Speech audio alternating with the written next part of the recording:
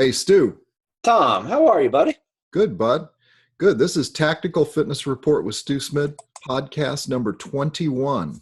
No, it's not 21, Stu. It's 20. We've only done 20 so far. All right, yeah, that's a lot, I think. That's It 10 is a hours of lot. work It is a lot. in a 30-minute podcast. It is, bud. It's been a lot of fun, and no doubt. This is about two things most people skip in their workouts. And I just wanted to ask you, Stu, can you tell a difference so for those of you that are audio listeners, you can't tell, but can you tell, Stu, I'm starting to dye my hair. Oh, no, I missed that. So for those of you, and I'm not dyeing my hair, but for those of you that can't see, I have no hair. So that's why Stu laughed the way he did. Yeah, I'm trying to make myself look younger, Stu. You know how that is. Got it. Well, you're doing a fine job. Yeah, thanks, bud. Thanks. Especially if you don't skip your warm up and cooling down. There we go. There we go. So this is a really interesting one, Stu. You just wrote this. It's up on military.com for those that want to look it up. It's called Two Things Most Skip in Their Workouts. And you point out here that it's the most often thing that people do is they skip this because they're time constrained and they're trying to get a workout in. I know I do this at times.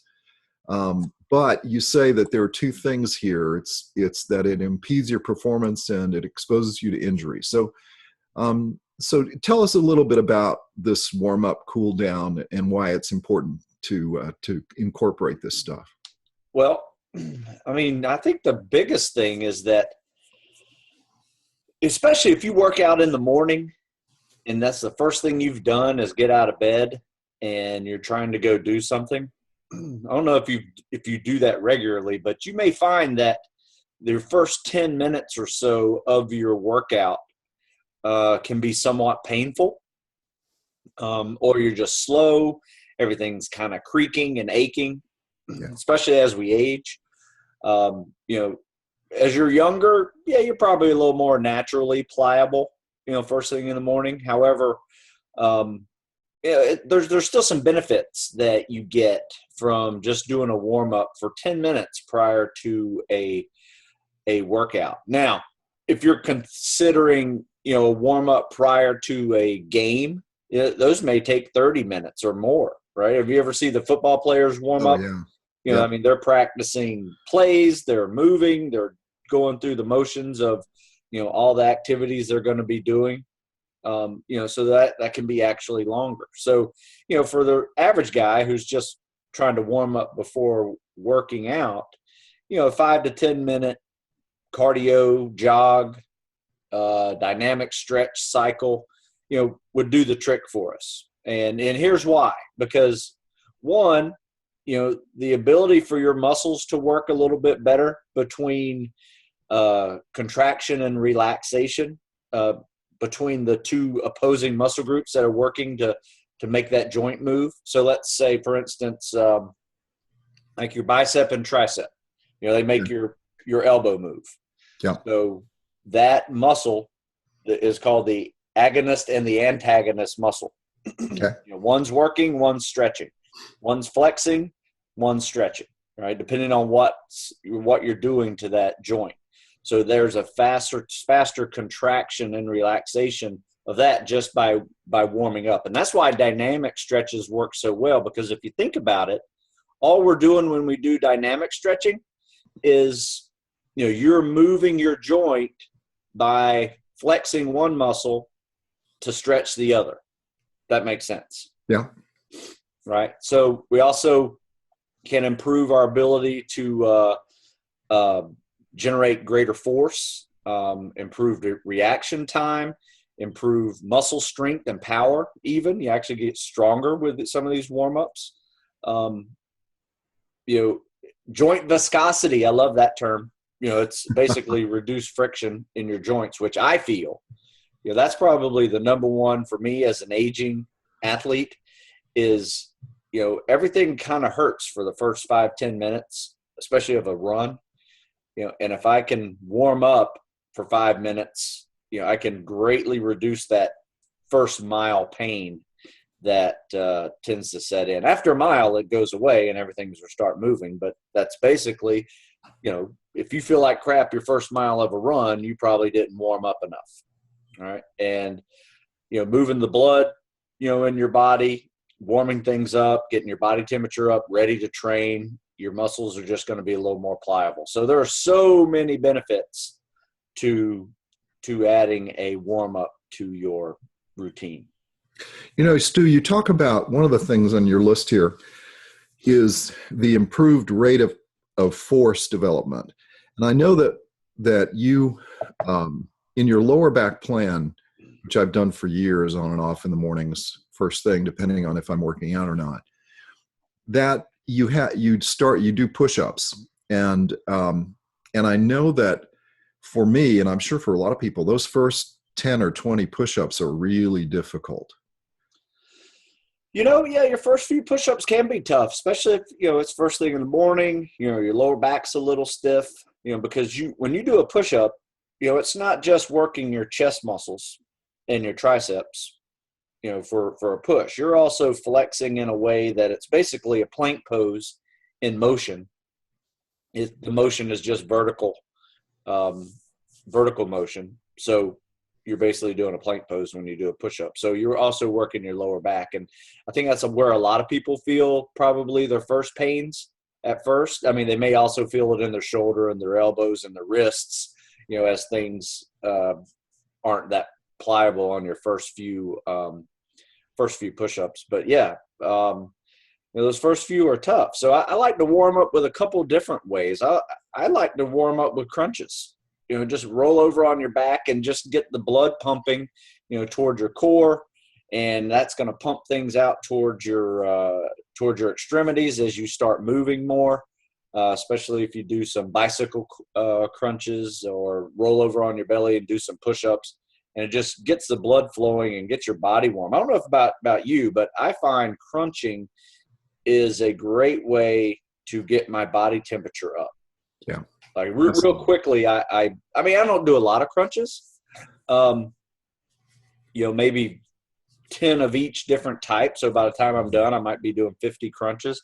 But it's a variety of crunches. It's not just one movement. I'm lifting my hips. I'm lifting my shoulders. I'm going right elbow, left knee, left elbow, right knee, doing bicycles, flip it over, do some plank poses. So really, you're not just warming up the abs. You're warming up the entire core by adding the plank pose and the push-ups in there. And you work the front side of the spine and the back side of the spine, and that's just going to get your core temperature up a little quicker, I find. Stu, what I find interesting about this, and I just love it when you take a day off and you sleep in a little bit, because you're not as sharp as you normally are. So there are a lot of us sitting out here that will remember that you tell us to do 20 each instead of 10 each on the crunches. Say that again. So I cannot remember a workout that you've given me where you've said rest with crunches or warm up with crunches where you say do 10 each. They always say do 20 each.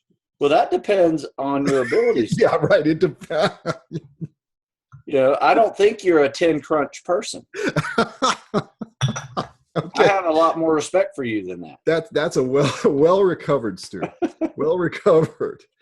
You talk about, but this whole point about force development, it's the same when you do fighting, right? That early on when you're warming up, the delivery of your punches you need to be slow and deliberate, and then over time they can speed up and really pound in there. And that's the same with what you're talking about here in warming up. Yeah, and a lot of people don't like crunching or any abdominal exercises, and there's a lot of stuff written about, the crunch. And I'm not saying the crunch is my only warm-up method. I prefer to warm up swimming or running or biking, doing dynamic stretching. I just added the crunch in there as an option. But I will say this. There's a couple studies out there too that, if you do a Google search on to crunch or not to crunch, mm-hmm. You'll see a meta-analysis by a couple of PhD guys that do a study on all the different other studies that are out there about crunching and sit-ups and things like that. And they kind of came to the conclusion that there's no scientific data out there that says crunching, your spine has a limited amount of crunching to it. Right? A lot of people say, you can't crunch because it's going to ruin everything, in your spine. And, I think to a degree, we all have a limited amount of miles we're going to run before things start breaking down. But they haven't found a certain number on that for, that particular exercise. And I'm a bigger believer in the reason why we have back pain is not because of sit-up test or crunching. It is because, 9 times out of 10, people don't do a lot of core exercises, not just crunches and sit-ups, but plank poses and lower back exercises and upper back exercises and lifting, to get your back strong, that they actually are neglecting it for most of the time. And then they go take a sit-up test twice a year. And then, sit-ups hurt their back. And, if you don't do sit-ups or any type of crunch exercise or lower back exercise, you're going to hurt yourself. So I know I digress a little bit, but I know people are going to say, you still do crunches? But it's just a warm up, just a few, just to get the blood flowing a little bit. And I will tell you, I've done them because you've had me doing them for gosh knows how many years now to warm up. And that's one thing, you can slip right out of bed, man, hit the floor, and you can do 100 crunches. I mean, and it's not hard to do. It doesn't take a lot of mental effort. But once again, you've progressed to that level.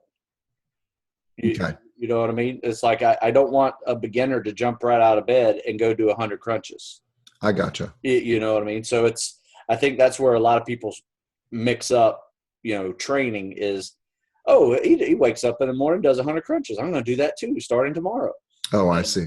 Okay. You may want to just do 20, when you're first starting out.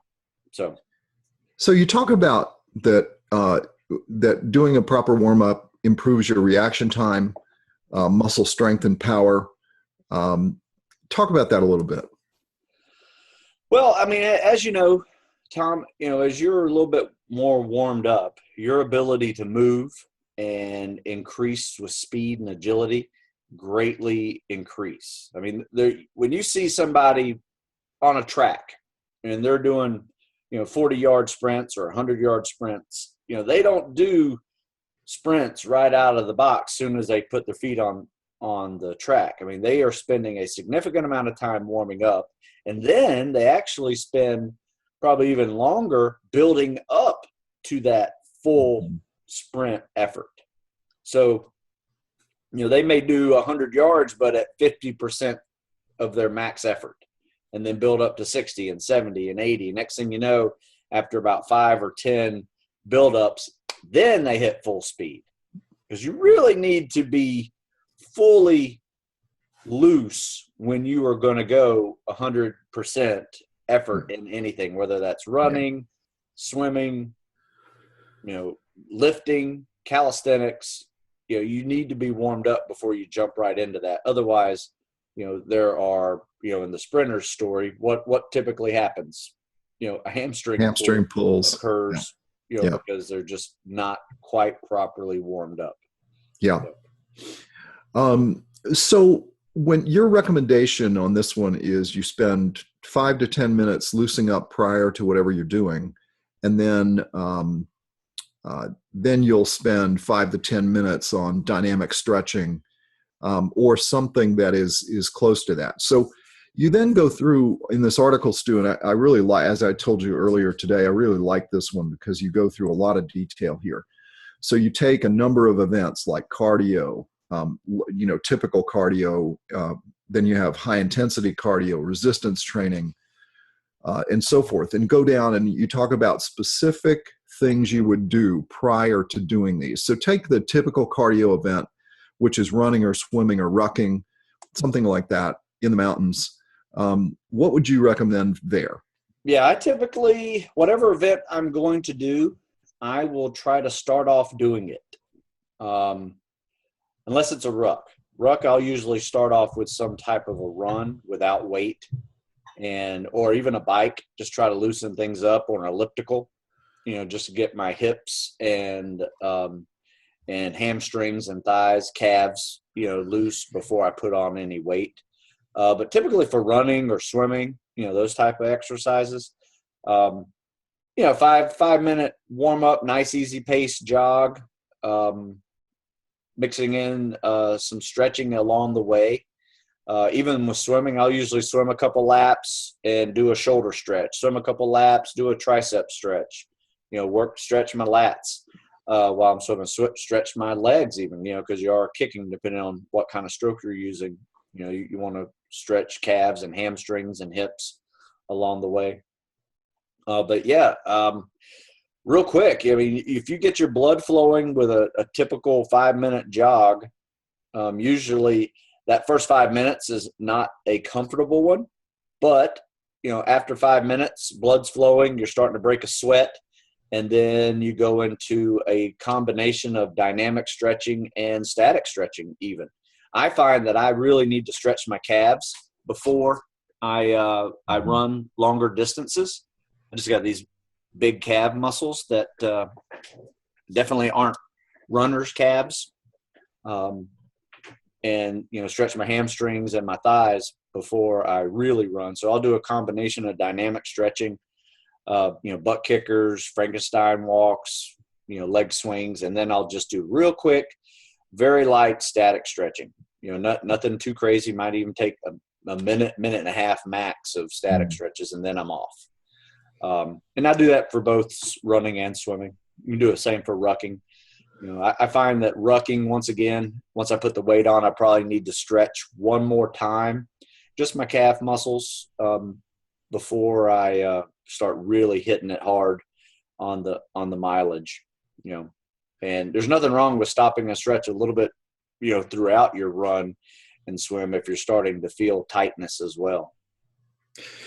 Stu, you brought up a point about muscle mass just now. You talked about your calves. I mean, and for those of you that don't know Stu very well, he had to have, I think, didn't they have to actually special make some wetsuits for you because your calves were so big, or is that well, yes, but that's not it. Once you get to the teams, everybody gets personalized wetsuits. I understand, but everybody gets measured. So it wasn't just because of me. It was just, but yeah, my it was really funny when you pulled your wetsuit out and laid it on the floor, and you could see these gigantic addition of material down there, for the calves. Everybody laughed.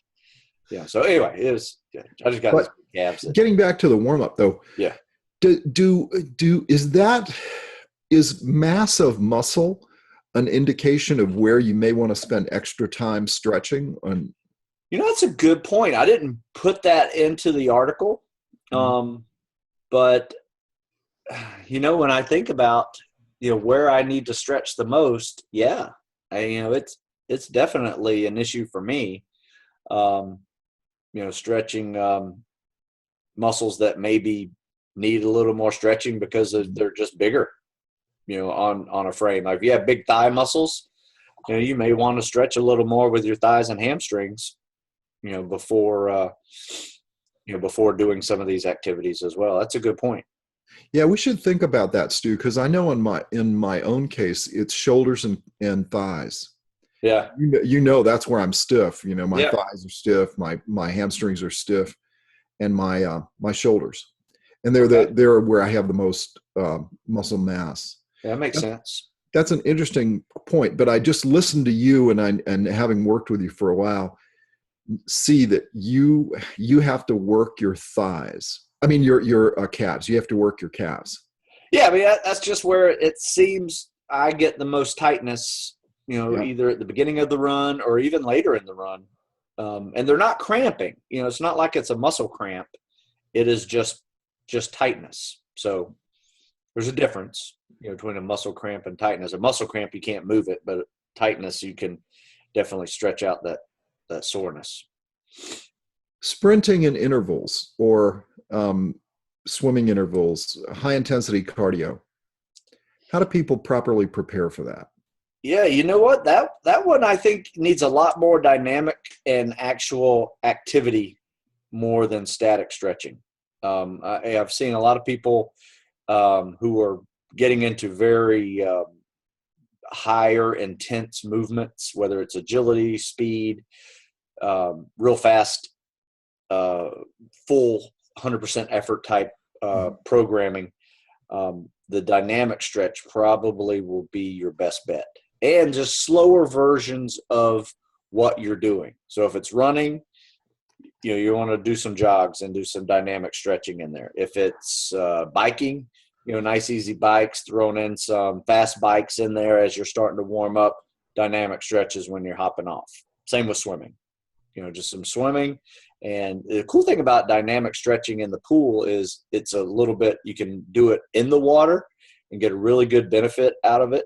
If you're doing running in place or butt kickers or Frankenstein steps in chest deep water, once it's a great recovery, but it can also be a great warm up for you if you're putting in a lot of effort into, short distance, fast, high intense swimming. Resistance training. So heavy cardio, heavy calisthenics, weight training, and so forth. How do you properly prepare for that one? I always go with a very light option. For calisthenics, once you get good at calisthenics, you can do a few pull-ups and push-ups and dips and abdominal exercises, squats with no weight, as you're progressing through. I personally love the pyramid because if you think about the pyramid, it's the perfect workout because it actually has a warm up, a max out, and a cool down all built into it. So I'm a big fan of the pyramid. So if you're doing 1 pull-up, 2 push-ups, 3 sit-ups, and then you're doing 2, 4, 6, 3, 6, 9, 4, 8, 12. That is a very logical progression from starting at 0 to building up to your max. And so I'm a real big fan of warming up with pyramids. That's why you'll see burpee pyramids or push-up pyramids at the beginning of my workout, where you do 1 burpee on one side of a basketball court, run to the other side, maybe do some dynamic stretching along the way, 2 burpees, and then run back 3 and 4 and 5, build up to 10. It takes about 5 minutes to do that, and it is a great full body warm up. So the pyramid, I personally prefer the pyramid over all methods of warming up. No matter what I'm doing, I'll try to create a pyramid around it, whether I'm doing calisthenics or running or whatever. Like if I'm running, I'll do a squat pyramid. So I'll do 1 squat, run to the other side of the court, do 2 squats and 3 squats and 4 squats. That's the way I build up my legs, get the blood flow to my legs. I am doing dynamic stretches during that 25 yards across the basketball court. And, it makes a really good warm up for you. So pyramids, can't go wrong with a pyramid. And you always end these, Stu, with, if you haven't done them, do the dynamic stretches. And you've really become a fan of these dynamic stretches that you have in your formal warm-up process. And this is the butt kickers, Frankensteins, that sort of thing. Oh yeah, absolutely. It just, like I said, give yourself 5 minutes. It becomes a workout too. They're not easy. It's not like you're just bending over, touching your toes. These things are moving. It's moving your joints in a full range of motion. It's, preparing your body for what you're about to do. Your temperature is going to rise. Your breath rate's going to get, increased. Your heart rate's going to increase. And you're going to break a sweat. Those are the things you need to look for when you're warming up. Are all those things happening to you? So I don't want to miss the cool down piece, Stu. So we can talk about it real quick. It doesn't take long to do a cool down, but there are some goals here with the cool down that you need to do, because sometimes, if you go right from a really hard workout and then you're done without kind of slowly letting your heart rate go back to normal, or, just kind of letting yourself just literally cool down. I think one of the best indicators that you're not letting yourself cool down is if you go work out, you go take a shower, and when you get out of the shower, you're still sweating. Still sweating, yeah. Right? You could have let yourself cool down just a little bit more, and you can eliminate that, sweat in your new, clean clothes. So slowly letting your body temperature get down. One of my favorite ways is just taking a longer shower, maybe even a little bit on the colder side, or, jumping in the pool at the last part of my workout. I always swim last. And that's a great way to cool your body temperature. And, even if you're working out hard in the pool, you can also, cool your body temperature by just, going over to the deep end and just bottom bouncing and treading and, go through all your dynamic stretches in the pool, nice and easy and slow. And the cold water is going to help you cool down. But then moving your joints in a full range of motion. One of my favorites is kind of like doing jumping jacks on the bottom of the pool. So I'll do a jumping jack and I'll pull, like I'm going the down with the jumping jack, but I'll jump also and come all the way up to the surface, to the surface to breathe. And then I'll do it in reverse, and with my palms down, and I'll do it again. I'll go all the way to the bottom. So it's a great one for the shoulders. But yeah, there's so many different things. All the same dynamic stretches you used to do before you started working out, do them at the end, but in chest deep water. That has been my go-to cool down for the last couple of years and has made all the difference in the world with hip pain, lower back pain, anything that running typically kind of gives you. Some of the aches and pains of running, especially if you're over a 200-pound runner, you're going to start feeling it in your knees and hips, muscles and, tendons. It's a really good way to help you balance out all of that and walk out of that pool and into the locker room feeling no pain. And I call that the perfect cool down. If you can walk out of your workout and have no pain from that workout and be cool, you're not breaking a sweat, when you're getting dressed in the shower, that's a good cool down. So you give a list of about 5 things here, Stu, that'll help you cool down. One is to slow down. The other is dynamic stretches, pool time, hydrate electrolytes and protein, and foam roller, or for those that are a little bit more on the massage. This is like to do a massage or I got to tell you, man, I was listening to one of Jocko's old podcasts, like number 1 or something, the other day because I was on this long flight, and Echo Charles was trying to bait him with conspiracy theories and New Year's resolutions, and I've never heard any. The whole thing went dark when he said, "Do you believe in New Year's resolutions?" So the same thing with massages. I have a hard time with massages too. Well, anyway, that's why I use the foam roller. Yeah. I call it the poor man's masseuse, but at the same time, I don't like people touching me. So, I'm sure there is a notable exception in that, but yes. Your wife may take some. Well, that is true. That. Yeah. But you talk about, though, I want to get back to seriousness, though. Yeah. One thing that's really, I found just fascinating is how you use a pool, that you don't just use a pool for swimming. And you've gone through that in many of our podcasts where you just went through how to do a jumping jack in the pool and doing the dynamic stretches in the pool. Right. You use a pool for a lot of different things that most people would never think about doing. Yeah, get creative in the pool. I mean, treading water. I mean, even if you don't have a big pool and, you have a little bit deep where you can tread water, tread water with your arms only, and work your shoulders. Tread water with your legs only, and work your hips and your knees, little flutter kicks, big scissor kicks, whatever, egg beater kick if you want to play around with some of those skills. It's a great way to loosen your hips. And like I said, as I age and still run and still over 200 pounds, it takes a toll on you, especially during our running cycles, that I have found the pool to be the perfect cool down if you can get into one, find one and get into it, because it really works. All right, buddy. Well, how do we get people to come warm up and cool down with you? To get warm up and cool down with us? Yeah.